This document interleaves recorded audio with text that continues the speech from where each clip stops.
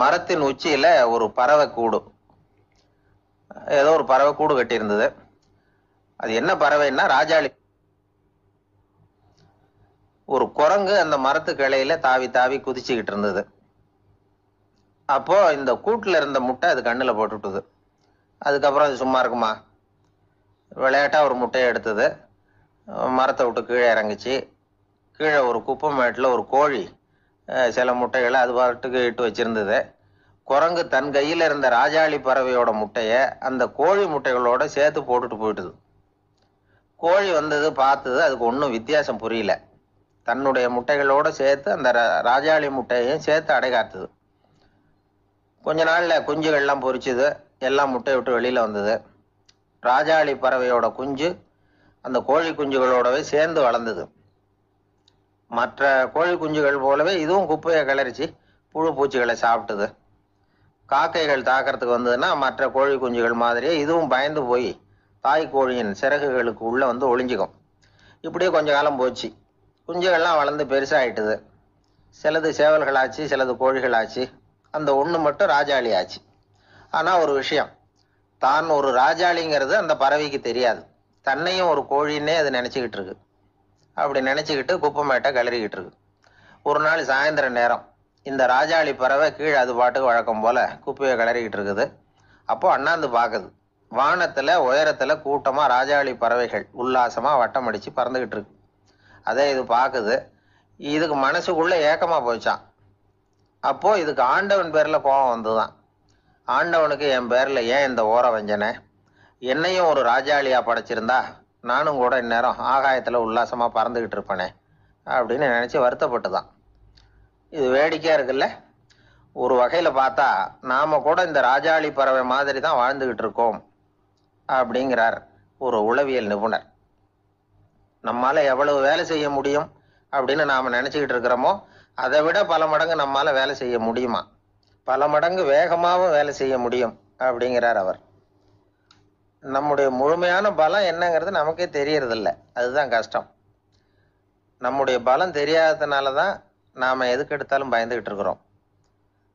ஒரு ஆள் இருந்தான். அவனுக்கு எப்படின்னா கோழியை கண்டா பயப்படுவான். ஏன் கோழியை கண்டா பயம்னா, அவனுக்கு மனசுக்குள்ள தான் ஒரு புழுன்னு நினைப்பு. தன்னை ஒரு புழுவா நினைக்கும் பொழுது, புழுன்னா கோழி வந்து கொத்தும்ல, அதனால கோழியை கண்டு பயப்பட ஆரம்பிச்சிட்டான். இவன் நடுங்கிடுவான். எதிரில் கோழி வந்ததுன்னா உடம்பு பூரா நடுங்க ஆரம்பிச்சிடும். வீட்டில் இருக்கிறவங்க பார்த்தாங்க. இவனை அழைச்சிட்டு போய் ஒரு மனநோய் மருத்துவமனையில் சேர்த்துட்டாங்க. அங்கே உள்ள டாக்டர் இவருக்கு சிகிச்சையெல்லாம் கொடுத்தார்.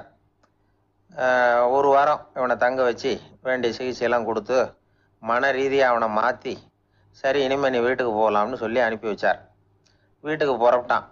அப்போ சொன்னார், இதை பாருப்பா, நீ வீட்டுக்கு போகலாம், நேராக வீட்டுக்கு போ, நல்லா ஞாபகம் வச்சுக்கோ, இனிமே வந்து நீ ஒரு புழு கிடையாது, மனுஷன், தைரியமாக புறப்படு, போயிட்டு வா அப்படின்னு சொல்லி வழி அனுப்பி வச்சார்.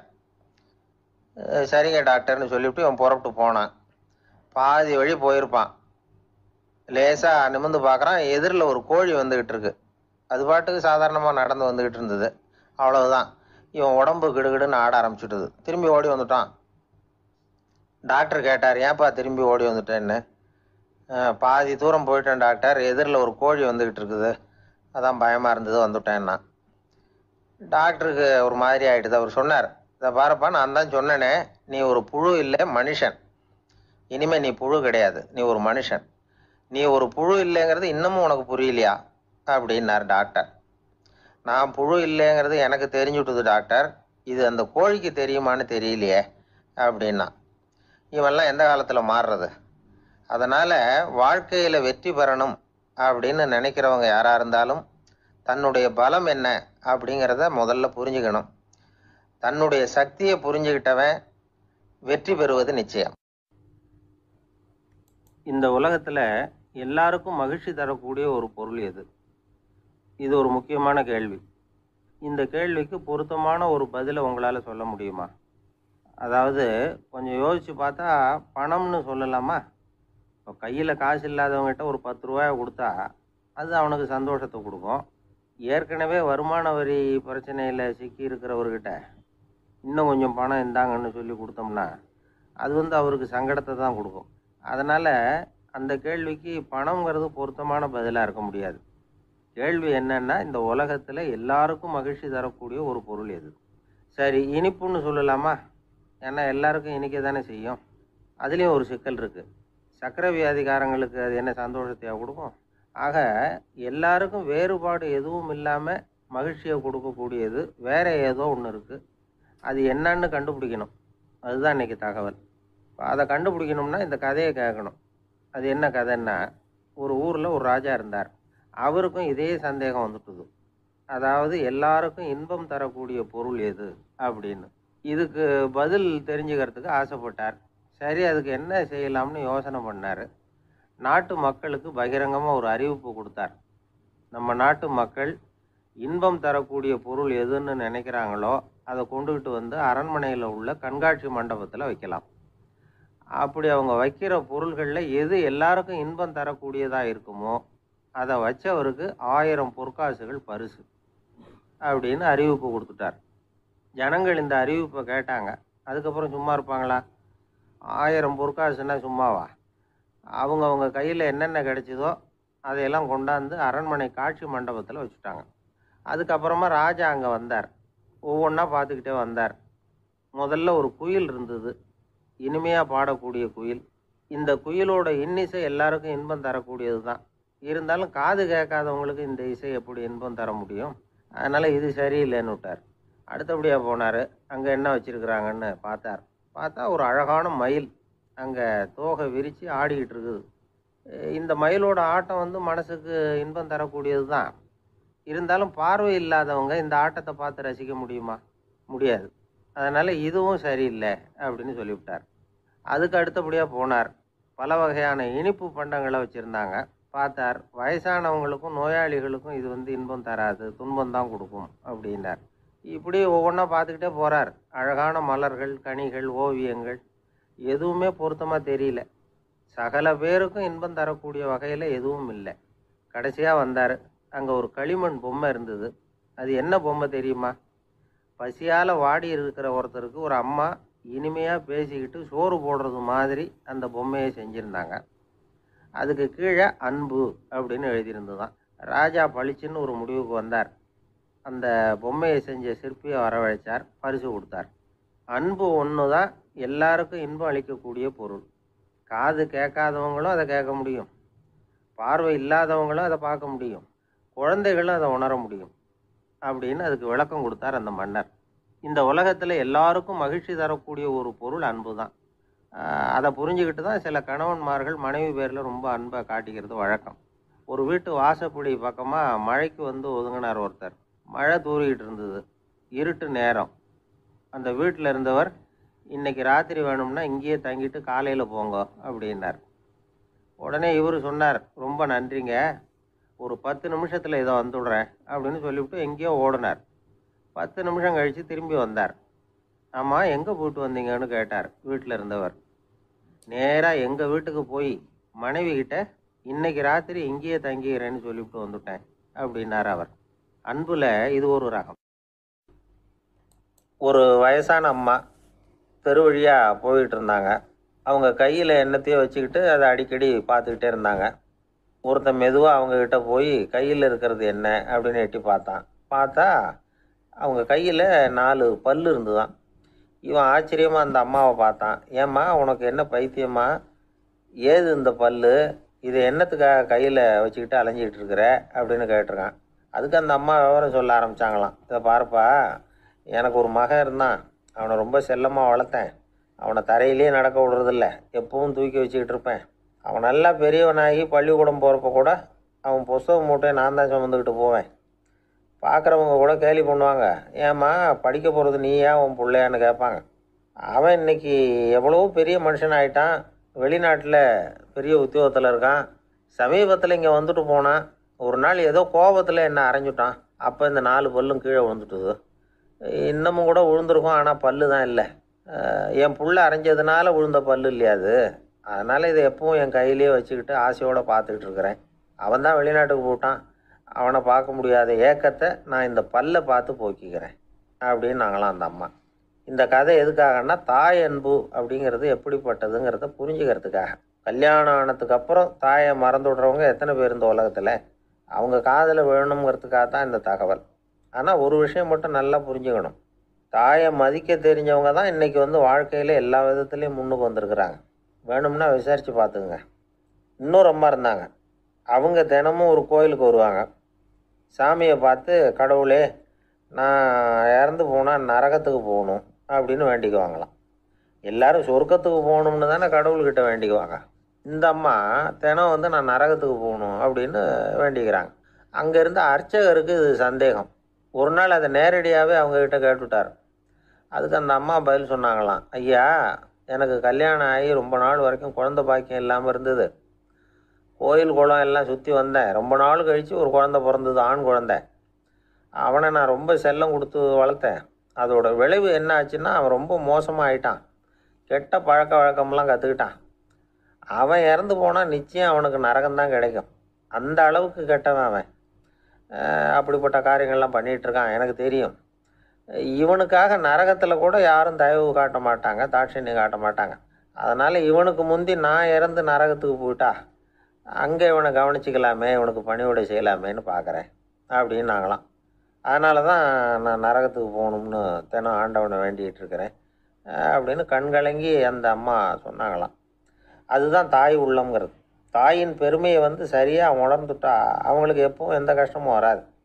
இது ஏதோ உபதேசத்துக்காக சொல்கிற வார்த்தை இல்லை, உண்மையான வார்த்தை. இந்த விவரத்தையெல்லாம் நண்பர் ஒருத்தர்கிட்ட சொல்லிக்கிட்டு இருந்தேன். அவர் கொஞ்ச நாள் கழித்து என்னை தேடி வந்தார். அவர் கையிலேயே 4 பல்லு வச்சுருந்தார். என்னங்க ஆச்சு, ஏதுங்க இந்த பல்லு அப்படின்னு விசாரித்தோம். உங்கள் உபதேசத்தை கேட்டுவிட்டு இந்த உலகத்தில் எல்லாரையும் தாயாக நினைக்க ஆரம்பிச்சிட்டேன். ஒரு அம்மாவை கடத்தரில் பார்த்து தாயேன்னு கூப்பிட்டேன். அவங்க உடனே பலார்னு என்னை அரைஞ்சிட்டாங்க. பல்லு விழுந்துட்டுது. அதை தான் பொறுக்கி எடுத்துக்கிட்டு நேராக உங்களை தேடி வந்துக்கிட்டு இருக்கிறேன்னார். தாயேன்னு தானே கூப்பிட்டீங்க, அதுக்கு ஏன் அரைஞ்சாங்க அப்படின்னு கேட்டோம். நான் தாயேன்னு கூப்பிட்டது அவங்க காதில் நாயேன்னு விழுந்துட்டு தான், அதுதான் இப்படி ஆயிட்டுது அப்படின்னார். ஊருக்கு வெளியில் அமைதியான ஒரு இடம், அங்கே ஒரு ஆசிரமம், அங்கே ஒரு சாமியார். அவர் தினமும் நல்ல போதனைகள்லாம் செய்வார். பல பேர் போய் அங்கேயே சில நாள் தங்கி இருந்து அவர் சொல்கிற அறிவுரைகளை எல்லாம் கேட்டுக்கிட்டு வர்றது வழக்கம். ஒரு தடவை அவரை பார்த்துட்டு போகிறதுக்காக 3 வெளியூர் தம்பதிகள் வந்தாங்களாம். அந்த மடத்திலேயே சாப்பிட்டுக்கிட்டு தங்கி இருந்து அவங்களுடைய போதனைகளை கேட்டுக்கிட்டு போகணுங்கிறது அவங்க நோக்கம். காலையில் குளிச்சுட்டு பூஜையில் உட்காந்தார் அந்த சுவாமி. இவங்களும் குளிச்சுட்டு அந்த பூஜையை பார்க்கறதுக்காக அவர் முன்னாடி உட்காந்தாங்க. பூஜை ஆரம்பமாச்சு. சம்பிரதாயப்படி அது ரொம்ப நேரம் நடந்துக்கிட்டே இருக்குது. இவங்களுக்கு நல்ல பசி இருந்தாலும் இந்த நேரத்தில் அதை எப்படி வெளியில் காட்டிக்கிறது? பேசாமல் இருந்தாங்க. அந்த சுவாமி பூஜையை முடித்தார். அதுக்கப்புறம் பேச ஆரம்பித்தார். பேச்சு அருமையாக தான் இருந்தது, அமிர்தமாக தான் இருந்தது. இருந்தாலும் இவங்களுக்கு இருக்கிற வயிற்று பசி அது சரியாக கவனிக்க விடலை. அந்த சுவாமியே இதை கவனிச்சதா தெரியல. இவங்களுக்கு மனசுக்குள்ளே ஒரு எண்ணம், உள்ளே சாப்பாடு தயாராகிட்டு இருக்கும் போல இருக்கு, இந்த பேச்சு முடிஞ்சது நம்மளை உள்ளே அழைச்சிட்டு போய் சாப்பாடு போடுவாங்கன்னு நினைக்கிறோம் அப்படின்னு இவங்களாம் நினச்சிக்கிட்டாங்க. ஆனால் சுவாமி இதை பற்றி எதுவுமே பேசலை, கண்டுக்கலை. ஒரு அம்மாவால் அதுக்கு மேலே சும்மா இருக்க முடியுமா? முடியல. சாப்பாட்டை கவனிக்கலாமா அப்படின்னு சொல்லி மெதுவாக ஆரம்பித்தாங்க. ஓ, கவனிக்கலாமே அப்படின்னு உள்ளே அழைச்சிட்டு போனார் சுவாமி. இவங்க ரொம்ப அவசரமாக எழுந்திரிச்சு உள்ளே ஓடினாங்க. அங்கே ஒரு மேஜை மேலே ஒரு கிண்ணம் மூடி இருந்தது. ஓ, இதுதான் சாப்பாட்டு மேஜை போல இருக்குது, இங்கே சாப்பாடு வந்துடும் அப்படின்னு நினச்சாங்க. உடனே போய் சுற்றி உட்காந்துக்கிட்டாங்க. சுவாமி அந்த கிண்ணத்தை எடுத்து அந்த அம்மா கிட்ட கொடுத்தார். அவங்க அதை வாங்கி மூடியை திறந்து பார்க்குறாங்க. உள்ளே ஒரு சாவி இருக்குது. ஓ, சரிதான், இது சமையலறை சாவி போல் இருக்குது, அங்கே போய் அதை திறந்து சாப்பாட்டை நாமே எடுத்துக்கிட்டு இங்கே வச்சுக்கிட்டு சாப்பிட்ணும் போல இருக்குது அப்படின்னு நினச்சாங்க. சாவி இருக்கு இல்லையா, வாங்க பூட்டு நிறையா காட்டுறேன் அப்படின்னு சுவாமி அவங்கள அழைச்சிக்கிட்டு போனார், காட்டினார். இவங்க அந்த அறையை ரொம்ப ஆவலோடு திறந்தாங்க. உள்ளே பார்த்தா அங்கே அரிசி, பருப்பு, விதவிதமான காய்கறி எல்லாம் இருக்குது. சமையலுக்கு வேண்டிய மிளகாய், எண்ணெய், பால், தயிர், நெய் இப்படி எல்லாமே இருக்குது. அடுப்பு, விறகு, நெருப்பு போட்டி அது கூட அங்கே இருக்குது. சாப்பாடு தயாராக இருக்கும்னு நினச்சிக்கிட்டு போனால் இப்படி இருக்குதே அப்படின்னு சொல்லி அதை பார்த்ததும் ரொம்ப சோர்ந்து போட்டாங்க அவங்க. சுவாமி, என்ன இது சாப்பாடு இல்லையா அப்படின்னாங்க. அதுதான் சாப்பாட்டுக்கு வேண்டிய எல்லாம் இங்கே இருக்குதே, அடுப்பு மூட்டி நீங்கள் தான் அவங்கவுங்க ருசிக்கு தகுந்த மாதிரி சமைச்சிக்கணும். இந்த சன்னியாசிக்கு எப்படி சமைக்க தெரியும் அப்படின்னு கேட்டார் சுவாமி. சாப்பாடு தயாராக இருக்கும்னு நாங்கள் எதிர்பார்த்தோம் அப்படின்னாங்க. நீங்கள் இப்படி சொல்லுவீங்கன்னு நானும் எதிர்பார்த்தேன். இது வரைக்கும் நான் எவ்வளவோ தத்துவம்லாம் எடுத்து சொன்னேன். எல்லாத்தையும் விட இதுதான் அனுபவபூர்வமான தத்துவம். ஆண்டவன் நமக்கு நல்ல மனசை கொடுத்துருக்குறான், நல்ல வாய்ப்புகளையும் தந்திருக்கிறான், அதையெல்லாம் பயன்படுத்திக்கக்கூடிய மூளையையும் சிந்தனையையும் கொடுத்துருக்குறான். அதனால் அடுப்பை தான் நீங்கள் மூட்டணும். அடுப்பை நீங்கள் தான் மூட்டணும். உங்களுக்கு உகந்ததை நீங்கள் தான் சமைச்சு ருசித்து அனுபவிக்கணும். ஆண்டவனே அதை செஞ்சுக்கிட்டு இருக்க மாட்டான் அப்படின்னாராம் அந்த சுவாமி. நம்முடைய வாழ்க்கையில் பல நல்ல பலன்களை பெறுறதுக்கு நாம் தான் முயற்சி பண்ணணும். அதுக்குரிய சூழ்நிலையை தான் ஆண்டவன் கொடுப்பானே தவிர அதை விளக்கறதுக்காக தான் அந்த சுவாமி அப்படி செஞ்சு காட்டியிருக்கிறார். இது ஒரு பெரியவர் இப்படி ஒரு விளக்கம் கொடுத்தார். அதுக்கப்புறம் அந்த 3 தம்பதிகளும் தெளிவடைஞ்சுட்டாங்களாம். நாம் தெளிவடைகிறது எப்போங்கிறது தான் தெரியல அப்படின்னு பல பேர் இதை கேட்டுட்டு சொல்லிகிட்டு இருக்கிறாங்க. இந்த கதையை நம்முடைய நண்பர் ஒருத்தர்கிட்ட சொன்னேன். அந்த நண்பர் ரொம்ப சந்தோஷப்பட்டார். நீங்கள் சொல்கிறது கரெக்டு சார், ஆனால் நான் அதை விட ஒரு படி மேலே சார். எனக்கெல்லாம் அரிசி பருப்பு இருக்கிற ரூம் எதுன்னு கையை காட்டிட்டா போதும். உடனே கிண்ணத்துலேருந்து சாவியை எடுத்து கொடுக்கணுங்கிற அவசியம்லாம் இல்லை எனக்கு. அப்புறம் எப்படி ரூமை திறந்துருவீங்க அப்படின்னு கேட்டேன். பூட்டை உடைச்சி திறந்துருவேன், அதுதான் எனக்கு பழக்கம். இந்த பாராட்டு விழா அப்படின்னார். ஒரு நண்பர் இருக்கார், எப்போ பார்த்தாலும் கையில் ஒரு புத்தகம் இருக்கும். புத்தகம் இல்லாமல் எங்கேயும் புறப்பட மாட்டார். எதுக்காக இப்படி எடுத்துகிட்டு போகிறீங்க அப்படின்னு கேட்டால், எனக்கு இது ஒரு நல்ல நண்பன் மாதிரி. இந்த காலத்தில் எங்கே போனாலும் காத்திருக்க வேண்டியிருக்கு. அது மாதிரி சமயத்தில் நான் நண்பன் கூட பேசிக்கிட்டு இருப்பேன் அப்படிம்பாரான். ஒருத்தர் ஒரு பெரிய அரச பதவியில் இருந்தார். அவர் பதவியிலேருந்து இறங்க வேண்டிய சூழ்நிலை. அரசு கொடுத்துருந்த வீட்டை விட்டுட்டு வெளியில் வர்றார். வரும்பொழுது 2 கையிலையும் 2 பெட்டியை எடுத்துகிட்டு வந்தாராம். சார், உங்களுடைய உடைமைகள் அப்படின்னு கேட்குறாங்க அங்கே இருந்த ஊழியர்கள். இவர் தன்னுடைய கையில் இருக்கிற பெட்டியை காட்டி, இதுதான் என்னுடைய சொத்து அப்படின்னாராம். ஒரு பெட்டியில் அவருடைய உடைகள், இன்னொரு பெட்டியில் அவர் விரும்பி படிக்கிற புத்தகங்கள். அவ்வளவுதான். இதுதான் இருந்துதான். புத்தகம் படிக்கிறது மனசுக்கு நல்லதுங்கிறது நமக்கு தெரியும். புத்தக வாசிப்பு உடம்புக்கும் நல்லதுங்கிறாங்க. அது நமக்கு ஆச்சரியமாக தான் இருக்குது. ஒரு நபர் ஒரு வருஷத்தில் சராசரியாக 2000 பக்கங்களை படிச்சிருக்கணுமா, யுனெஸ்கோ பரிந்துரை. ஆனால் நம்ம நாட்டில் நாம் சராசரியாக படிக்கிறது 32 பக்கங்கள். அவ்வளவுதான். இவ்வளவுக்கு நம்ம நாட்டில் 6000த்துக்கும் மேற்பட்ட நாளேடுகள், 2000த்துக்கும் மேற்பட்ட இதழ்கள், மலர்கள், இவ்வளவு இருந்தும் சரியாக வரல. இந்த உலகத்தில் முதல் நூலகம் எங்கே எப்போ ஆரம்பமாச்சு தெரியுமா? கிமு 2500ஆம் ஆண்டில் அது ஆரம்பமாயிருக்குது. பாபிலோனியாவில் அமில் அணு அப்படிங்கிற அரசன் தான் நூலகத்தை உருவாக்கி இருக்கிறான். அப்போல்லாம் தாள் கிடையாது, களிமண் தான். களிமண் பலகைகளில் எழுதி அது தொகுத்து அப்படியே நூலாக்கி அதை நூலகத்தில் வச்சுருப்பாங்களாம். அரசருடைய நூலகத்தில் 1000த்துக்கும் மேற்பட்ட நூல்கள் இருந்ததாக வரலாற்று குறிப்பு இருக்குது. அது மட்டும் இல்லை, அந்த நூலகத்தில் பொருள் வாரியாக, அதாவது சப்ஜெக்ட் வாரியாக புத்தகங்களை வகைப்படுத்தி வச்சுருந்தாங்களாம். அதில் மிச்சம் இருந்த ஒரு 25 களிமண் பலகை புத்தகங்கள் இன்றைக்கும் பிரிட்டிஷ் அருங்காட்சியகத்தில் இருக்குதான். அச்சு தாள் இதெல்லாம் ஏற்பட்டதுக்கு அப்புறம் அமைக்கப்பட்டது தான் பிரான்சில் இருக்கக்கூடிய பாரிஸ் நூலகம். 1480 பிரெஞ்சு மன்னர் 11ஆம் லூயி இந்த நூலகத்தை அமைச்சாராம். ஆனால் அப்போல்லாம் அரசர்கள் மட்டும்தான் நூலகத்தை பயன்படுத்த முடியுமா.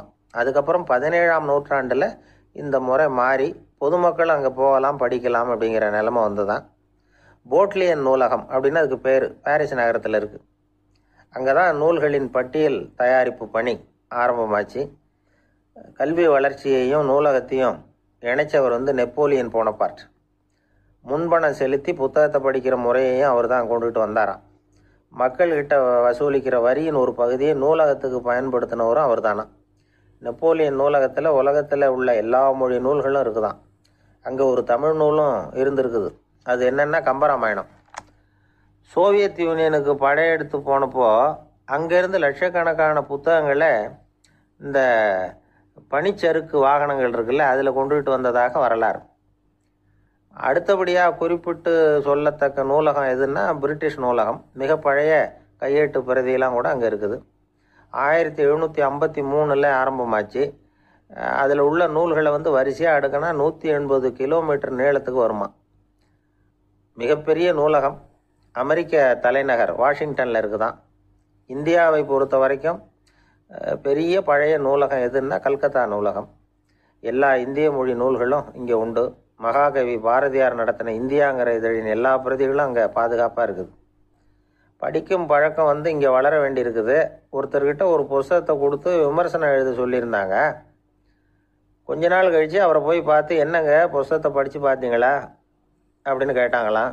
இதுக்கு அவர் சொல்லியிருக்கிறார், இன்னும் நான் படித்து பார்க்கலிங்க, இப்போ தானே விமர்சனமே எழுதி முடிச்சிருக்கிறேன், இனிமே தான் படிக்கணும் அப்படின்னாராம். ஒருத்தர் அவசரமாக போய்கிட்டு இருந்தார். எங்கே போய்கிட்டு இருக்கீங்க அப்படின்னு கேட்டார் ஒரு பெரியவர். கடைக்கு போகிறேன் சார், சாமான் வாங்கிறதுக்கு அப்படின்னார். அங்கே போகிறதுக்கு முன்னாடி தெரிஞ்சிக்க வேண்டியதெல்லாம் தெரிஞ்சுக்கிட்டீங்களா அப்படின்னு கேட்டார் பெரியவர். கடைக்கு போய் காசை கொடுத்து ஒரு பொருளை வாங்கிட்டு வரப்போகிறோம், இதில் தெரிஞ்சிக்க வேண்டியது என்ன இருக்குது அப்படின்னார் அலட்சியமாக. இப்போ அந்த பெரியவர் பேச ஆரம்பித்தார். இந்த உலகத்தில் எந்த ஒரு செயலில் இறங்குறப்பவும் நாம் நல்லா ஆலோசனை பண்ண வேண்டிய விஷயம் 5 அப்படின்னார். உதாரணமாக, ஒருத்தன் கடைக்கு போய் ஏதோ ஒரு பொருளை வாங்கிட்டு வர போகிறான்னு வச்சுக்கோங்களேன். அப்போ கூட அவன் வந்து 5 விஷயங்களை பற்றி தெரிஞ்சுக்க வேண்டியிருக்குது அப்படிங்கிறார் அவர். முதல்ல அந்த பொருள் எப்படிப்பட்டது அப்படிங்கிறத தெரிஞ்சுக்கணும். ரெண்டாவதாக தன்னை பற்றியும் தெரிஞ்சுக்கணும். அப்போ தான் அந்த பொருள் தனக்கு தேவையா இல்லையா அப்படிங்கிறத புரிஞ்சுக்க முடியும். மூணாவதாக தெரிஞ்சுக்க வேண்டியது ஒன்று இருக்குது. அது என்னென்னா, அந்த பொருளை அடையறதுக்கு வழி என்ன அப்படிங்கிறது தெரிஞ்சுக்கணும். அதாவது எவ்வளவு பணம் கொடுத்தா அது கிடைக்கும், இது மாதிரியான விஷயங்கள். நாலாவதாக அந்த பொருளை அடையிறது மூலமாக நாம் அடையக்கூடிய பயன் என்ன அப்படிங்கிறதையும் உணரணும். அஞ்சாவது, அந்த பொருளை அடையிறதுல இருக்கக்கூடிய தடை எது அப்படிங்கிறதையும் நாம் தெரிஞ்சுக்கணும்.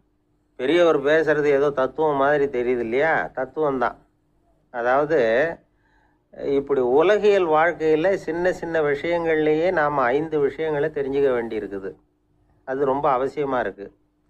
பேரின்ப நிலைன்னு சொல்கிறாங்கல்ல, அது மாதிரி பெரிய சமாச்சாரங்கள்லேயும் இந்த 5 விஷயங்களை நாம் தெரிஞ்சுக்க வேண்டியிருக்குது. அதுக்கு பேர் என்னன்னா அர்த்த பஞ்சகம். வைணவ சமயத்தில் அர்த்த பஞ்சகம்ங்கிறது ரொம்ப பெரிய விஷயம்.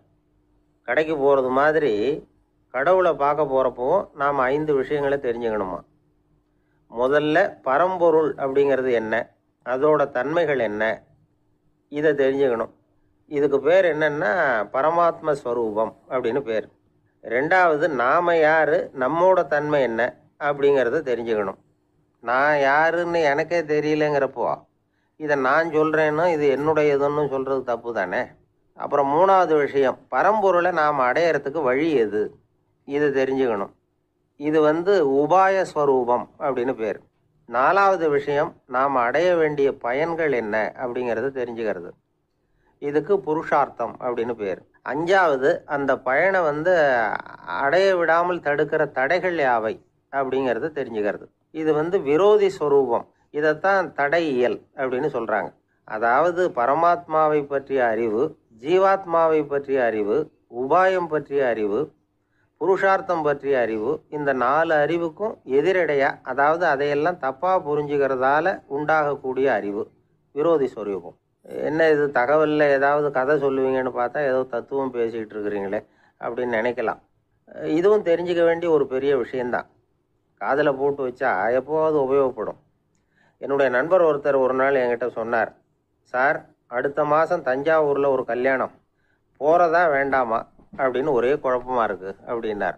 நான் உடனே இந்த அர்த்த பஞ்சக உபதேசம் பண்ண ஆரம்பித்தேன்.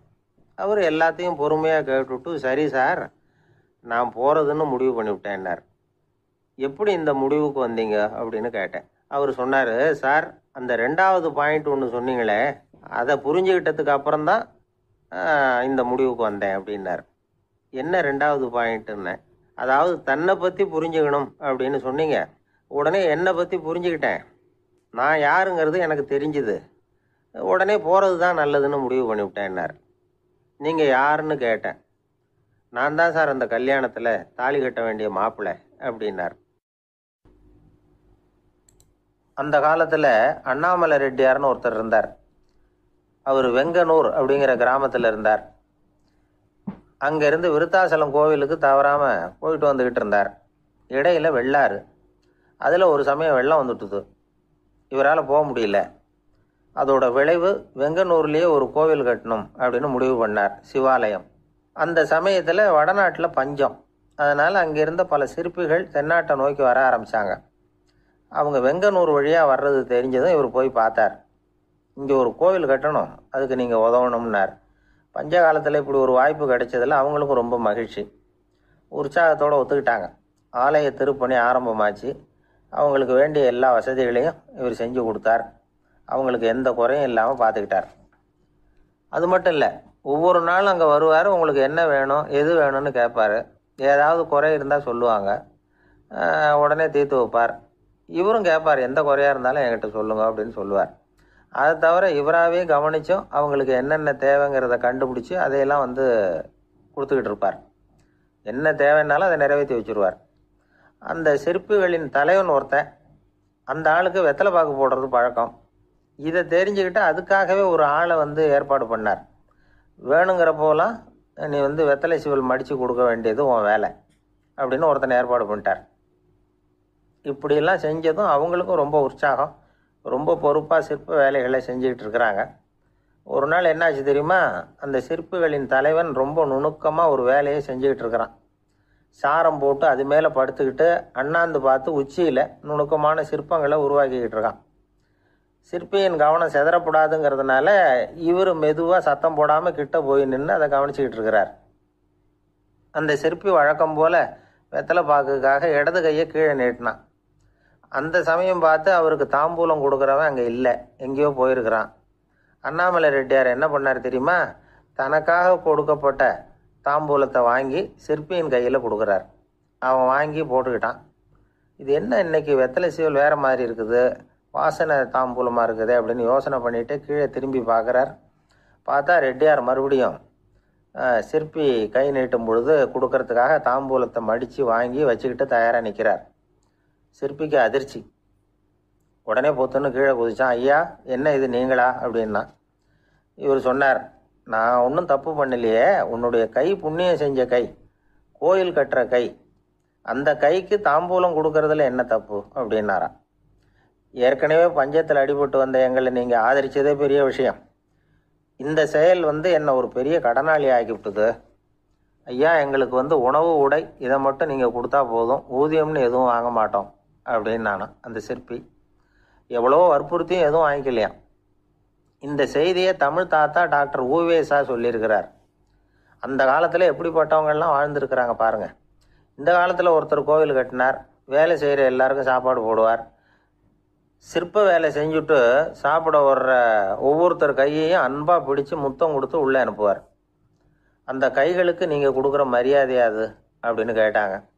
அது இல்லைங்க, ஏற்கனவே முதல் பந்தியில் சாப்பிட வந்தவன் மறுபடியும் வர்றானான்னு கண்டுபிடிக்கிறதுக்காக கையை பிடிச்சி மோந்து பார்க்குறேன் அப்படின்னாராம் அவர். பிரம்மத்தை அறிந்தவன் பிரம்மமாகறான் அப்படின்னு ஒரு பெரியவர் பேசினார் ஒரு கோவிலில். தைத்திரிய உபனிஷத்து அப்படி சொல்லுதான். இதை கேட்கும் பொழுது நமக்கு ஒரு சந்தேகம் வரும். அது எப்படி? பிரம்மத்தை அறிந்தவன் பிரம்மம் ஆகிறான்னா, சிங்கத்தை அறிந்தவன் சிங்கம் ஆகிறானா, தோசையை அறிந்தவன் தோசை ஆகிறானா? இப்படிப்பட்ட சந்தேகம் நமக்கு வர்றதுல ஒன்றும் ஆச்சரியம் இல்லை. இது இயற்கை. இதுக்கும் அந்த பெரியவரே பதில் சொல்கிறார். சிங்கம் வேற, நாம வேற. அதனால் சிங்கத்தை அறிந்தவன் சிங்கமாக மாட்டான். ஆனால் பிரம்மம் வேற, நாம வேற இல்லை. அதனால் பிரம்மத்தை அறிந்தவன் பிரம்மமாகறான் அப்படிங்கிறது அவரோட விளக்கம். மனிதன் அவன்தான் தான் பிரம்மங்கிறது தெரியாதனால தான் அதை வேற எங்கேயோ தேடிட்டு இருக்கிறான்.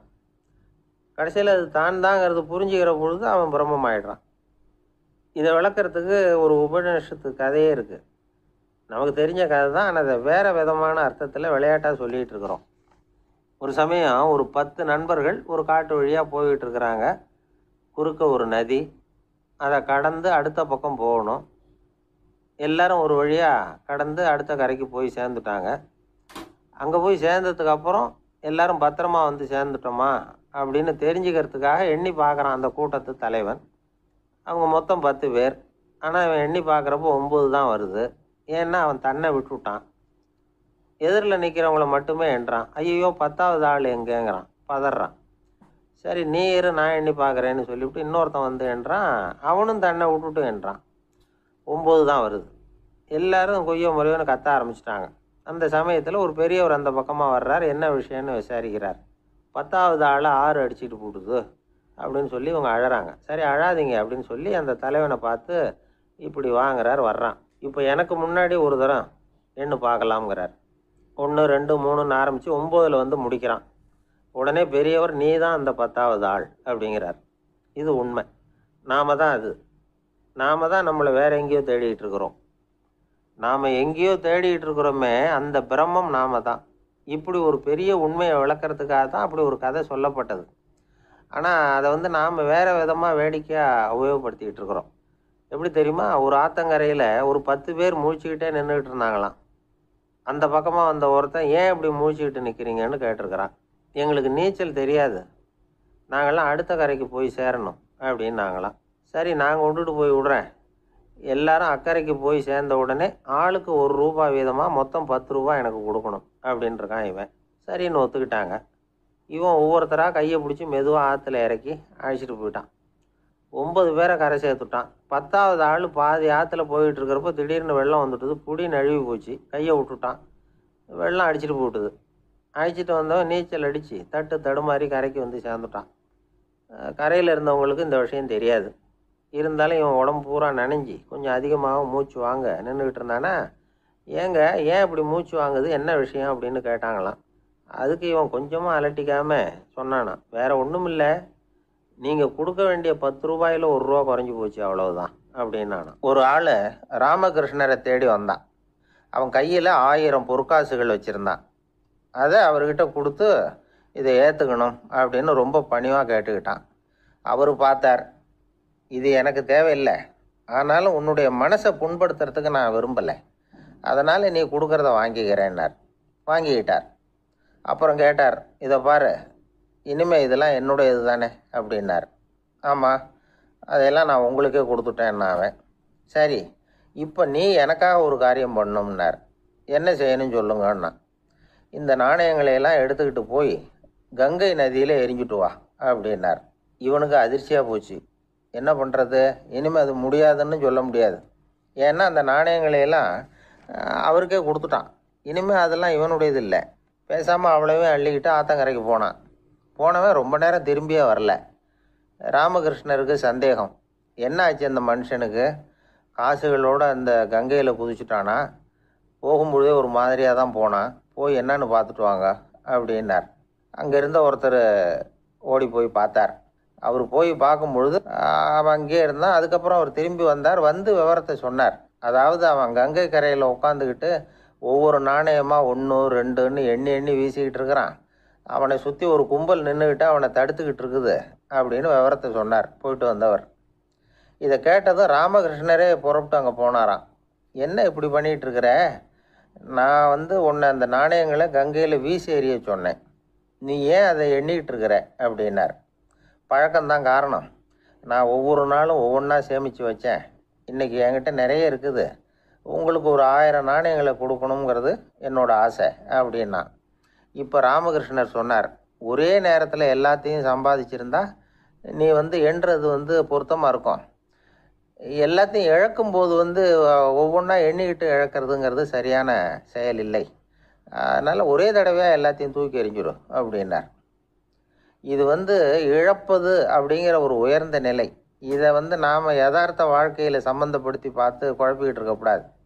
இழக்கிறேன்னு சொல்லிக்கிட்டு இருக்கிற காசையெல்லாம் ஆற்றுலையும் குளத்துலையும் கொண்டு போய் எரிஞ்சிட்டு வாங்க அப்படின்னு உபதேசம் பண்ணுறதாக யாரும் நினச்சிடக்கூடாது. இதில் நாம் புரிஞ்சிக்க வேண்டியது என்னென்னா, எதையாவது ஒன்றை இன்னொருத்தருக்கு கொடுக்கணும் அப்படின்னு விருப்பப்பட்டால் அதை மனப்பூர்வமாக கொடுத்துடணும். கொடுத்துட்டு அதையே நினச்சிக்கிட்டு இருக்கக்கூடாது. நம்மால் ஒருத்தர் ஒரு ₹100 நோட்டை தன்னுடைய நண்பர் ஒருத்தர்கிட்ட கொடுத்து, இது உனக்கு தான் வச்சுக்கோ அப்படின்னார். அவர் பார்த்தார், இது இனிமேல் எனக்கு தானே சொந்தம் அப்படின்னார். ஆமான்னார் அவர். அப்படின்னா எனக்காக நீ ஒரு உதவி செய்யணும்னார். சொல்லுங்கள் செய்கிறேன்னார் அவர். இந்த ₹100 நோட்டை தீ வச்சு கொளுத்தி விடுன்னார். இவர் அதிர்ச்சியாகி அவரை பார்த்தார். இப்போ அவர் சொன்னார், நீ எனக்கு அன்பாக கொடுத்தது இது, இந்த நோட்டு கள்ள நோட்டுங்கிறது எனக்கு முன்னாடியே தெரியும், சீக்கிரம் கொளுத்தி விடு, அதுதான் நம்ம 2 பேருக்குமே நல்லது அப்படின்னாராம் அவர். ஏங்க எங்கே போயிட்டு வரீங்க அப்படின்னு கேட்டேன். எனக்கு வேண்டப்பட்ட ஒருத்தரை பார்த்து. ஆஸ்பத்திரிக்குன்னார். எந்த ஆஸ்பத்திரிக்குன்னே? மாட்டு ஆஸ்பத்திரிக்குன்னார். என்ன விஷயம்னே? மாமனாருக்கு உடம்பு சரியில்லை, அதுதான் மாட்டு ஆஸ்பத்திரிக்கு போயிட்டு வரேன்னார். அட பாவி, அதுக்கு அந்த ஆஸ்பத்திரிக்கா போவாங்க அப்படின்னு ஆச்சரியமா. அட அது இல்லைப்பா, முதல்ல எங்கள் குடும்ப டாக்டர் தான் தேடிக்கிட்டு போனேன், அவர் அந்த நேரத்தில் அவர் வளர்க்குற நாய்க்குட்டிக்கு உடம்பு சரியில்லைன்னு சொல்லி அதை தூக்கிக்கிட்டு மாட்டு ஆஸ்பத்திரிக்கு போயிட்டாராம் சொன்னாங்க. அதனால் அங்கே போய் அவரை சந்தித்து விஷயத்தை சொல்லிவிட்டு வர்றேன்னார். அப்புறம் தான் எனக்கு கொஞ்சம் நிம்மதியாக இருந்தது. பொதுவாக நமக்கு தெரிஞ்ச வரையில் டாக்டர்கள் 2 வகை. நமக்கு வைத்தியம் பண்ணுற டாக்டர்கள் ஒரு வகை, நம்மக்கிட்ட இருக்கிற ஆடு மாடு கோழிக்கு வைத்தியம் பண்ணுற டாக்டர்கள் ஒரு வகை. இப்போ தான் எனக்கு தெரியும் இன்னொரு வகையான டாக்டர்களும் உண்டுங்கிறது. அது யாருன்னா பூச்சிகளுக்கு வைத்தியம் பண்ணுற டாக்டர்கள், அதாவது பூச்சி டாக்டர்கள். வெளிநாடுகளில் அப்படிலாம் கூட சில பேர் இருக்கிறாங்க. பிரிட்டனில் யார்க்ஷயர் வட்டாரத்தில் ராதர்ஹாம் அப்படின்னு ஒரு ஊர். அங்கே ஒரு விலங்கியல் மருத்துவர் பேர் டாக்டர் லான்ஸ் ஜெப்சன். அவர் ஆஸ்பத்திரி வாசலில் பார்த்தீங்கன்னா தினமும் நிறைய பேர் நின்றுக்கிட்டு இருப்பாங்க. கையில் கண்ணாடி குடுவை, தகர டப்பா இப்படி ஏதாவது இருக்கும். அதுக்குள்ளே ஏதாவது பூச்சிகள் இருக்கும். அதுக்கு வைத்தியம் பண்ணுறதுக்காக வந்தவங்க தான் அவங்க எல்லாம். சிலந்தி பூச்சி, பல்லி, தேள், பாம்பு இப்படி ஏதாவது இருக்கும். பொழுதுபோக்காக சில பேர் நாய், பூனை, கிளி, மைனா, புறா இப்படி ஏதாவது வளர்க்குறாங்கல்ல, அது மாதிரி இப்போல்லாம் தேள், பல்லி, பாம்பு, பூச்சி இதையெல்லாம் வளர்க்க ஆரம்பிச்சிட்டாங்களாம். இது ஒரு புது ஃபேஷன். இப்போ கூண்டுக்குள்ளே டப்பாக்குள்ளே போட்டு வளர்க்குறது, அதுக்கு ஏதாவது நோய் வந்துட்டுதுன்னா வைத்தியம் பண்ணுறதுக்கு டாக்டர்கிட்ட வந்துட வேண்டியது, இப்படி இந்த பழக்கம்லாம் நிறையா வந்துட்டுது. ரத்தம் உறிஞ்சிற அட்டைகள் கூட இவங்ககிட்ட வைத்தியத்துக்கு வருதான். சிலந்திகளில் செங்கால் சிலந்தின்னு ஒரு வகை. மத்திய அமெரிக்க காடுகளில் இது அதிகம். சிலந்திகள்லேயே ரொம்ப விலை உசந்தது இந்த ரகம்தான். கால்களில் சிவப்பு கோடுகள் இருக்கும். இந்த இனம் இப்போ குறைஞ்சிக்கிட்டே வர்றதுனால சர்வதேச விதிகளின்படி இவற்றின் ஏற்றுமதி இறக்குமதிக்கு தடை விதிக்கப்பட்டிருக்குது. அதனால் இதை வளர்க்குறவங்க வீட்டுக்குள்ளேயே இனவிருத்தி மூலமாக பெருக்கி விற்பனை பண்ணிட்டு வராங்களாம்.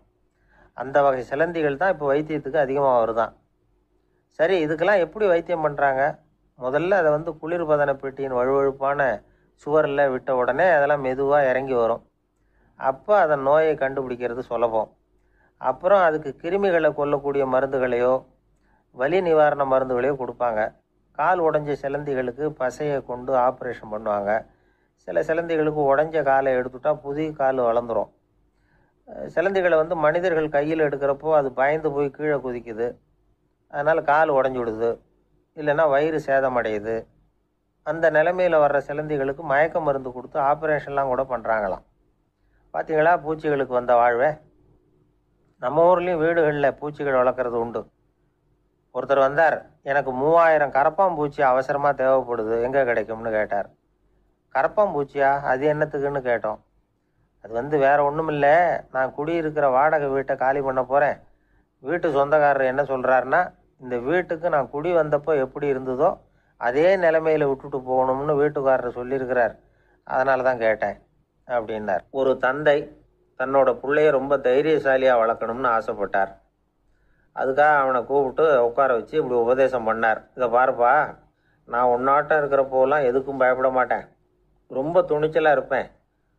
ஒரு நாள் ஒரு அப்பாவி எலிய ஒரு பூனை துரத்திட்டு ஓடிச்சு. நான் உடனே என்ன செஞ்சேன் தெரியுமா? அந்த பூனையை பிடிச்சேன், அது வாலில் ஒரு பட்டாசு சரத்தை கட்டினேன், கொளுத்தி விட்டேன், படபடன்னு வெடிக்க ஆரம்பிச்சுட்டுது. அது துள்ளிக்கிட்டு அங்கேயும் இங்கேயும் ஓடி இருக்கு பாரு ஓட்டம், ரொம்ப தமாஷு அப்படின்னார் அப்பா. இப்படி சொல்லிவிட்டு பையனை பார்த்து, இதை கேட்கறதுக்கு உனக்கும் துணிச்சல் வருதா? நான் என்னுடைய செயலை நீ கேட்குறப்போ உனக்கு துணிச்சல் வருதா அப்படின்னு கேட்டார். வருதுன்னா பையன். எப்படின்னா அப்படிங்கிற விவரத்தையும் சொன்னான் அவன். அதாவது எலியை விரட்டினத்துக்காக பூனை வாலில் பட்டாசு கொளுத்துனீங்க நீங்கள், பூனையை விரட்டினத்துக்காக உங்கள் கழுத்தில் பட்டாசு சரத்தை மாட்டினா என்னென்னு தோணுது எனக்கு அப்படின்னா பையன். பையனோட துணிச்சல் அப்பாவையே நடுங்க வச்சுட்டுது. அது சரி, ஒரு அப்பா பிள்ளைக்கு இப்படியா உபதேசம் பண்ணுறது? எல்லாருக்கிட்டையும் அன்பாக பழகிறது எப்படி அப்படின்னு சொல்லி கொடுக்கணும். பிஞ்சு உள்ளங்களில் நஞ்சை தூவலாமா? ஒரு நாள் விநாயகர் ஒரு பூனையோடு விளையாடிக்கிட்டு இருந்தாராம். அப்படி ஆசையாக விளையாடிக்கிட்டு இருந்தப்ப அவரோட கை நகம் தவறுதெல்லாம் பூனையோட முகத்தில் பட்டுட்டு தான். அது ஒரு சின்ன கீரலை உண்டாகி விட்டுது. அப்பா அவர் அதை ஒரு பெருசாக நினைக்கல. கொஞ்ச நேரத்துக்கு அப்புறம் விநாயகர் வீட்டுக்கு வந்தார். அவங்க அம்மா பார்வதி தேவியை பார்த்தார். பார்வதி தேவி கன்னத்தில் விரலால் கீறினது மாதிரி ஒரு அடையாளம் இருந்தது. விநாயகருக்கு அதிர்ச்சி, ஆச்சரியம். நம்ம அம்மா இந்த உலகத்துக்கே தாயார், அப்பேற்பட்ட அவங்க முகத்திலேயே கீரலை உண்டாக்கக்கூடியவங்க யாராக இருக்க முடியும் அப்படின்னு யோசனை பண்ணார். தாயே, உன்னுடைய கன்னத்தில் இந்த வடு எப்படிம்மா ஏற்பட்டதுன்னு கேட்டார். குழந்தாய், இது நீ செஞ்ச காரியம்தான்ப்பா. உன்னுடைய கை நகம் கீறினதுனால ஏற்பட்ட வடு தான் இது அப்படின்னாங்க அவங்க. விநாயகர் திடுக்கிட்டு போட்டார். எப்படிம்மா அது? நான் எந்த காலத்துலேயும் ஒன்று அப்படி கீறினதாக எனக்கு நினைவு இல்லையே அப்படின்னார். இன்னைக்கு காலையில் ஒரு பூனையை கீறினதை நீ மறந்துட்டியா அப்படின்னாங்க அந்த அம்மா. விநாயகர் திகைச்சு போய் நின்னார். பார்வதி தேவி சொன்னாங்க, இதை பார்ப்பா, இந்த உலகத்தில் இருக்கக்கூடிய எல்லா உயிர்கள்லேயும் நான் இருக்கிறேன். நான் தான் இந்த உலகமாக ஆகியிருக்கிறேன். ஆகையினால நீ யாரை துன்புறுத்தினாலும் அது உண்மையிலேயே என்ன துன்புறுத்தினதாக தான் வந்து முடியும் அப்படின்னாங்க. விநாயகர் மனசுக்குள்ளே ஒரு வெளிச்சம் ஏற்பட்டு தான். அதுக்கப்புறம் அவர் யாரையுமே கல்யாணம் பண்ணிக்காததுக்கு அதுதான் காரணமாக. இந்த உலகத்தில் எல்லாரையும், இங்கே இருக்கிற எல்லாத்தையும் தாயின் வடிவமாக அவர் பார்க்க ஆரம்பிச்சிட்டாராம். குருதேவர் ராமகிருஷ்ணர் இந்த கதையை எடுத்து சொல்லியிருக்கிறார். நபிகள் நாயகம் ஒரு தடவை ஒரு நாற்காலியில் உட்காந்து என்னமோ யோசனை பண்ணிகிட்டு இருந்திருக்கிறார். அப்போ அவரோட உடையில் ஒரு கீழ்ப்பகுதி தரையில் படிஞ்சு கிடந்திருக்குது. அங்கே விளையாடிக்கிட்டு இருந்த ஒரு பூனை அது மேலே வந்து படுத்து தூங்கி போச்சு. தொழுகை செய்ய வேண்டிய நேரம் வந்துட்டது. நபிகள் நாயகம் எழுந்திருக்க பார்த்தார். அப்போ தான் பூனை தன்னோட உடை மேலே படுத்து தூங்கிட்டு இருக்கிறது கண்ணில் படுது. பூனையோட தூக்கத்தை கலைக்க விரும்பல அவர். தன்னுடைய சகோதரியை கூப்பிட்டார். ஒரு கத்திரிக்கோள் எடுத்துகிட்டு வர சொன்னார். பூனை படுத்திருந்த உடை பகுதி மட்டும் இருக்குல்ல, அதை மட்டும் அதோட கத்திரிச்சு விட்டுட்டு அதுக்கப்புறம் அவர் எழுந்திரிச்சு தொழுகைக்கு போனாராம். அதாவது பிற உயிர்கள்கிட்ட எப்படி அன்பு காட்டணுங்கிறத பெரியவங்க எவ்வளவோ விதத்தில் நமக்கு எடுத்து காட்டியிருக்கிறாங்க. இருந்தாலும் எத்தனை பேர் மனசில் அதெல்லாம் உரைச்சிருக்குது? நாமளும் நம்ம ட்ரெஸ்ஸு மேலே ஒரு பூனை படுத்திருந்தா ஒரு கத்திரிக்கோலை தான் தேடுவோம், எடுத்துகிட்டு வர சொல்லுவோம். துணியை வெட்டுறதுக்கு பதிலாக இல்லை அதோட வாழை வெட்டினா என்ன அப்படின்னு தோணும். ஒரு ஆள் ரொம்ப பிரியமாக ஒரு பூனையை ஆற்றுல குளிப்பாட்டிகிட்டு இருந்தானா. எப்படி? அந்த பூனையை ஆற்று தண்ணியில் அமுக்கி அமுக்கி குளிப்பாட்டிகிட்டு இருக்கிறான். அந்த வழியாக போன பெரிய ஒருத்தர் இதை பார்த்தார். இதை பார்ப்பா, பூனையை அது மாதிரி ஆற்று தண்ணியில் அமுக்கி குளிப்பாட்டாத, மூச்சு திணறி செத்து போடும் அப்படின்னு அட்வைஸ் பண்ணார். நீ போய் அவன் வேலையை பார்த்துக்கிட்டு, எனக்கு எல்லாம் தெரியும்னா இவன். சரின்னு அவர் போயிட்டார். கொஞ்ச நேரம் கழித்து அவரே அந்த வழியாக திரும்பி வந்துக்கிட்டு இருந்தார். ஆற்றுல பூனையை குளிப்பாட்டிக்கிட்டு இருந்தவன் அழுதுகிட்டு உட்காந்துருக்கிறான். பக்கத்தில் அந்த பூனை செத்து கிடக்குது. இதை பார்த்தார் பெரியவர். நான் தான் அப்போவே சொன்னேனே அந்த பூனையை ஆற்றுல நினைக்காதேன்னு, அதை கேட்டிருந்தா இப்படி ஆயிருக்குமா அப்படின்னார். அந்த ஆள் கோபமாக இவரை முறைச்சி பார்த்தான். அட போய்யா, இந்த பூனை ஆற்றுல குளித்ததுனால ஒன்றும் செத்து போகல, குளித்ததுக்கு அப்புறம் அதோட உடம்பு ஈரமாக இருக்குதுன்னு அதை புழிஞ்சேன், அதனால தான் இப்படி ஆயிட்டுது அப்படின்னானா. உலகத்தில் எது எதுக்கோ ஆராய்ச்சி கூடங்கள் இருக்குதுல்ல, அது மாதிரி தூக்கத்தை பற்றி ஆராய்ச்சி பண்ணுறதுக்கு ஒரு ஆராய்ச்சி கூடம் இருக்குது. அப்படி ஆராய்ச்சி பண்ணணும்னா அதுக்கு மூழ்கிக்கிட்டு இருக்கணும்ல. அதனால தான் அந்த ஆராய்ச்சி கூடம் இங்கே இல்லை. அமெரிக்காவில் பாஸ்டன் பல்கலைக்கழக மருத்துவமனையில் அது இருக்குது. அங்கே தூக்கத்தை பற்றி பல விதமான ஆராய்ச்சிகள் பண்ணிகிட்டு இருக்கிறாங்க. அந்த ஆராய்ச்சி கூடத்தில் இயக்குனராக இருக்கிற ஒரு நிபுணர் அவர் என்ன சொல்கிறார் தெரியுமா? உங்களுக்கு தூக்கம் வரலையா, நீங்கள் நல்லா தூங்கிறதுக்கு தாராளமாக சில யோசனைகளை என்னால் சொல்ல முடியும் அப்படிங்கிறார். யோசனை தானே, காசா பணமாக கேட்டு வச்சுக்கலாமே. உணவு, மனநிலை, தூங்கும் இடத்தோட சூழ்நிலை, படுக்கைக்கு செல்கிறப்போ உள்ள பழக்க வழக்கங்கள், இது காரணமாக ஒருத்தருக்கு தூக்கம் வராமல் போகலாம். தூக்கம் வராததுக்கு இதுதான் காரணம்னா அதையெல்லாம் சுலபமாக கட்டுப்படுத்தலாங்கிறார் அவர். தூக்கத்தை வரவழைக்கக்கூடிய ஒரு நல்ல மருந்து உடற்பயிற்சி. ஆனால் ஒன்று, படுக்க போகிற நேரத்தில் இது மாதிரி உடற்பயிற்சிகள் எல்லாம் செய்யக்கூடாது. கொஞ்சம் முன்னாடி பகல்லையே இந்த பயிற்சிகளை செய்கிறது நல்லது. தூக்கம் வராமல் அவதிப்படுறவங்க பிற்பகல் நேரங்களில் காஃபி, டீ இது மாதிரி பானங்களை சாப்பிடக்கூடாது. மது அருந்துறது கூட தூக்கத்தை பாதிக்கும். வெது வெதுப்பான நீரில் குளிக்கிறது, தியானத்தில் ஈடுபடுறது, ஓய்வாக இருக்கிறது, படுக்கிறது, அதாவது படுக்கிறதுக்கு முன்னாடி ஒரு குவளை பால் சாப்பிட்றது, இதெல்லாம் தூக்கத்தை வரவழைக்கிறது ரொம்ப உதவியாக இருக்கும். இன்னொரு விஷயம் என்னென்னா, தூங்கி ஆகணுமேங்கிற கவலை வேண்டியதில்லை. அப்படி நினச்சி கவலைப்படுறதை விட்டுடணும். தூக்கம் வரலையா, உடனே படுக்கையை விட்டு எழுந்திரிக்க வேண்டியது. வெளியில் வாங்க, வேறு ஏதாவது வேலையில் ஈடுபடுங்க, கொஞ்சம் நேரம் உலாவுங்க, அல்லது ஏதாவது ஒரு புஸ்தகத்தை எடுத்து படிங்க. களைப்பு ஏற்பட்டால் மறுபடியும் படுக்கைக்கு போங்க, தூக்கம் தானே வந்துடும். ஒரு விஷயத்தை மட்டும் நல்லா ஞாபகத்தில் வச்சுக்கணும். படுக்கைக்கு போகிறப்போ உங்கள் மற்ற எல்லா பிரச்சனைகளையும் மறந்துடணும். அது எப்படி சார் முடியும், அந்த நேரம் தானே எல்லா பிரச்சனையும் வரிசையாக ஞாபகத்துக்கு வருது அப்படின்னு நாம் நினைக்கலாம். ஆனால் பழக்கத்தில் அதை நாம் மாற்றிக்க முடியும். கொஞ்சம் முயற்சி பண்ணணும், அவ்வளோதான். இது எல்லாமே ஆராய்ச்சி பண்ணி பார்த்துட்டு அந்த நிபுணர் சொல்கிற கருத்து தான். இன்னொரு விஷயமும் அவர் சொல்கிறார். அது என்னென்னா, உடல் கோளாறு காரணமாக தூக்கம் வராமல் அவதிப்படுறவங்களுக்கெல்லாம் இந்த யோசனைகள் சரியாக வராது அப்படிங்கிறார். அதுக்கெல்லாம் மருத்துவ சிகிச்சை கொடுத்து தான் சரி பண்ணணும். சில பேருக்கு நடு ராத்திரியில் மூச்சு திணறல் ஏற்பட்டு தூக்கம் வராமல் போயிடும். ஊரெல்லாம் தூங்குறப்ப தான் மட்டும் தூங்காமல் மூழ்கிட்டு இருக்கிறது, ஊரெல்லாம் மூழ்கிட்டு இருக்கிறப்போ தான் மட்டும் தூங்குறது, இது மாதிரி கோளாறுகளால் சில பேர் பாதிக்கப்படலாம். காலு தசை முறுக்கிக்கிறதுனால சில பேருக்கு அடிக்கடி விழிப்பு வரலாம். மன அழற்சி காரணமாக சில பேருக்கு தூக்கம் வராது. இது மாதிரி கோளாறுகளுக்கெல்லாம் அதுக்கு தகுந்த மாதிரி சிகிச்சை கொடுத்து தான் சரி பண்ண வேண்டியிருக்கும். எந்த கோளாறும் இல்லாமல் தூக்கம் வரலைன்னா ஆரம்பத்தில் சொன்ன முறைகளை கடைபிடிச்சி பார்க்கலாம்.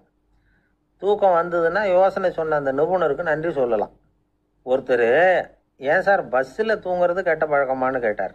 இல்லையே, நான் கூட பஸ்ஸில் போகிறப்ப தூங்கிட்டு தானே போவேன் அப்படின்னார் இன்னொருத்தர். அப்புறம் ஏன் என்ன டிரைவர் வேலை வேணாம்னு வீட்டுக்கு அனுப்பி வச்சுட்டாங்க அப்படின்னாராம் அவர். ஒருத்தரை பார்த்து உன்னுடைய நண்பர்கள் யார் அப்படின்னு ஒரு கேள்வி கேட்டு பாருங்க. கொஞ்சம் யோசித்து பதில் சொல்லுவாங்க. அவங்கக்கிட்டேயே உன்னுடைய எதிரிகள் யார் அப்படின்னு கேளுங்க, கடகடன்னு ஒப்பிச்சிருவாங்க. நம்ம மனசு இருக்க அது எப்படின்னா, நம்ம நண்பர்களை விட எதிரிகளை அது நல்லா ஞாபகத்தில் வச்சுக்கும். இது ஒரு ஆச்சரியமான உண்மை. உங்களால் நண்பர்களை மறந்துட முடியும், ஆனால் எதிரிகளை மறந்துட முடியாது. இது ஒரு வேடிக்கையான நிலைமை தான். அழகான தருணங்களை நாம் ஏன் மறந்துடுறோம்? இது இயற்கை. ஏன்னா நம்ம மனசு மலர்களை கவனிக்கிறதில்ல, அதில் இருக்கிற முள்ளை தான் கவனிக்குது. தன்னை காயப்படுத்துகிற எதையும் அது உடனே கண்டுகொள்ளுது. ஒரு தெளிந்த சிந்தனையுடைய மனசு மிக அழகாக உள்ள எல்லாத்தையும் கவனிக்கும். அது நன்றியுடன் உணரக்கூடிய எல்லாத்தையும் பார்த்து குறிச்சிக்கும். இப்படிப்பட்டவங்க வாழ்க்கை இயல்பாகவே நல்லா அமையும். அது ரொம்ப அபூர்வம். மனசில் உள்ள ஒரு சிறிய அமைப்பை மாற்றுவதை பொறுத்து தான் இந்த விஷயம் அப்படிங்கிறார் ஓஷோ. ஒரு யூத கோவில் இருந்து தான், அது யூதர்களின் மடமாகவும் இருந்தது. அங்கே ஒரு தலைமை குரு, அவர் ரொம்ப கண்டிப்பானவர். அந்த கோவிலை ஒட்டி ஒரு தோட்டம். ஒரு நாள் காலையில் அந்த தோட்டத்தில் 2 இளம் யூதர்கள் நடந்து போய்கிட்டு இருக்கிறாங்க. காலையில் 1 மணி நேரம், மாலையில் 1 மணி நேரம் அவங்க அந்த தோட்டத்தில் நடக்கிறதுக்கு அனுமதி உண்டு. மற்ற நேரங்களில் அவங்க மத புத்தகங்களை படிக்கணும், பிற விதிமுறைகளை கடைபிடிக்கணும். அந்த 2 பேருமே தொடர்ந்து புகைப்பிடிக்கிற பழக்கம் உள்ளவங்க. ஆனால் கோவில் மடத்தில் இருக்கிறப்போ அவங்க புகைப்பிடிக்க முடியாது, அது கடுமையான குற்றம். சரி, நாம் தோட்டத்தில் இருக்கிறப்போவாவது புகைப்பிடிக்கலாமா அப்படின்னு ஒரு ஆசை அவங்க 2 பேருக்குமே. இருந்தாலும் பயம். இப்படி கேட்டால் மதகுரு என்ன சொல்லுவாரோ அல்லது என்ன செய்வாரோங்கிற பயம். இப்படியே கொஞ்ச நாள் ஆச்சு. ஒரு நாள் அந்த 2 பேரில் ஒருத்தன் ரொம்ப கலங்கி போய் அந்த கோவிலிருந்து வெளியில் வந்துக்கிட்டு இருந்தான். வந்தவன் நேராக தோட்டத்து பக்கம் போனான். அங்கே இன்னொருத்தன் ஆனந்தமாக புகை பிடிச்சிக்கிட்டு இருக்கிறான். அதை பார்த்து தான் இவனுக்கு அதிர்ச்சி. அட கடவுளே, என்ன இது, நீ கேட்காமலே ஆரம்பிச்சிட்டியா அப்படின்னா. இல்லை, நான் கேட்டுவிட்டு தான் ஆரம்பிச்சிருக்கேன்னா அவன். அப்படியா, என்ன மனுஷன் இவர், நானும் தான் கேட்டேன், என்னை கண்ணாபுண்ணான்னு திட்டி விட்டார். இது என்ன கோவிலா இல்லை நரகமா? உனக்கு புகை பிடிக்கணும்னு ஆசையாக இருந்தால் நரகத்துக்கு போகணும்னு சொல்லிவிட்டார். அது சரி, உன்னை மட்டும் எப்படி அனுமதிச்சார் அப்படின்னு கேட்டான் இவன். அவன் சிரிச்சுக்கிட்டே, நீ எப்படி கேட்ட சொல்லு அப்படின்னா. நாம் இந்த தோட்டத்துக்கு வர அனுமதிக்கப்பட்டிருக்கிறதே ஜபத்துக்காகத்தானே, அதனால் நான் ஜபம் சொல்லும் பொழுது புகை பிடிக்கலாமா அப்படின்னு கேட்டேன். அதுக்கு தான் அவர் சத்தம் போட்டு என்னை அடிக்கவே வந்துட்டார் அப்படின்னா இவன். நீ ஒரு மாதிரியாக கேட்டிருக்க, நான் வேறு மாதிரியாக கேட்டிருக்கிறேன். ஜெபம் சொல்லும்போது புகை பிடிக்கலாமான்னு நீ கேட்டிருக்க. ஐயா, புகை பிடிக்கும் பொழுது ஜபிக்கலாமா அப்படின்னு நான் கேட்டேன். அதில் தப்பு ஒன்றும் இல்லை அப்படின்னு பதில் சொல்லிட்டார் அப்படின்னா. ஒரு சிறிய மாற்றம்தான் அது மிகப்பெரிய மாறுதலை ஏற்படுத்தி விட்டது. மனசு நல்ல விதமாக சிந்திக்க ஆரம்பிச்சுட்டுதுன்னா மகிழ்ச்சிக்கு பஞ்சம் இல்லை. ஒரு கஞ்சன் ஆற்றுல விழுந்துட்டான். வெள்ளத்தில் தத்தளிச்சுக்கிட்டு இருக்கிறான். கரையில் நின்ன ஒருத்தர், உன் கையை கொண்டா இப்படி பிடிச்சி இழுத்து கரையில் சேர்த்து விடுறேன்னார். எதையும் கொடுத்து பழக்கம் இல்லாத அவன் கையையும் கொடுக்க மாட்டேன்னுட்டான். இவர் பார்த்தார், உன் கையை கொடுன்னு சொல்கிறதுக்கு பதிலாக நான் என் கையை கொடுக்குறேன் பிடிச்சிக்கோ அப்படின்னார். அவன் கப்புன்னு பிடிச்சிக்கிட்டான், இழுத்து கரையில் போட்டார். என்ன சார், உங்கள் பையன் என்ன செஞ்சுக்கிட்டு இருக்கிறான் இப்போ அப்படின்னு கேட்டார் ஒருத்தர். அடிக்கடி கண்ணாடி முன்னாடி நின்று அழகு பார்த்துக்கிட்டு இருக்கிறான் சார் அப்படின்னார் அப்பா. இளம் பருவம் இப்படி தான் இருக்கும் அதையெல்லாம் சாதாரணமாக நினச்சிடாதீங்க அப்படின்னாரு அவரு. என்ன சார் சொல்கிறீங்க? கண்ணாடி முன்னாடி நின்று